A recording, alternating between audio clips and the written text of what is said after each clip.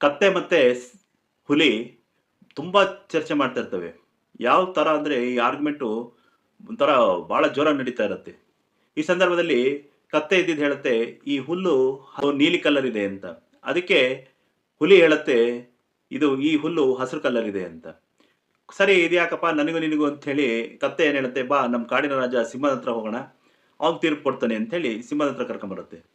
ಸಿಂಹ ಹತ್ರ ಬಂದಿದ್ದೇನೆ ಕತ್ತೆ ಹೇಳುತ್ತೆ, ನೋಡ್ ರಾಜ, ನಾನು ಈ ಹುಲ್ಲು ನೀಲಿ ಇದೆ ಅಂತ ಹೇಳಿದ್ರೆ, ಆ ಹುಲಿ ಇದ್ದಿದ್ದು ಇಲ್ಲ ಈ ಹುಲ್ಲು ಹಸಿರಿದೆ ಅಂತ ಹೇಳುತ್ತೆ.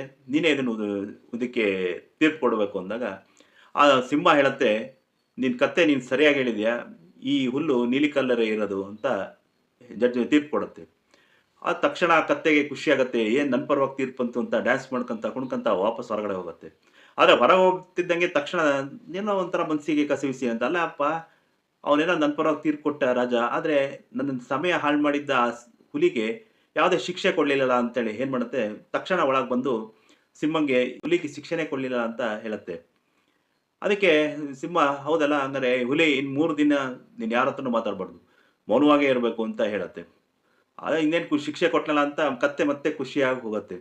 ಆ ಕತ್ತೆ ಹೊರಗಡೆ ಹೋಗ್ತಿದ್ದಂಗೆ ಹುಲಿ ಕೇಳತ್ತೆ, ಅಲ್ಲಯ್ಯ ಸಿಂಹ, ನೀನು ರಾಜ, ಈ ಯಾವ ಸೀಮೆ ರಾಜನಯ್ಯ ನೀನು?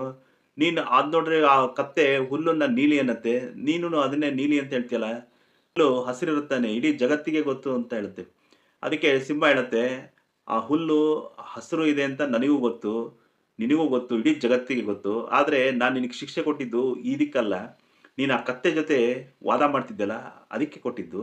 ಕತ್ತೆ ಜೊತೆ ವಾದ ಮಾಡೋರು ಕತ್ತೆಗಿಂತ ದೊಡ್ಡ ಕತ್ತೆ ಅಂತೇಳಿ ಹೇಳತ್ತೆ. ಇದು ಏನೋ ಈ ಸಂದರ್ಭಕ್ಕೆ ಎಲ್ಲೋ ನೋಡಿತ್ತು ಒಂದು ಕತೆ.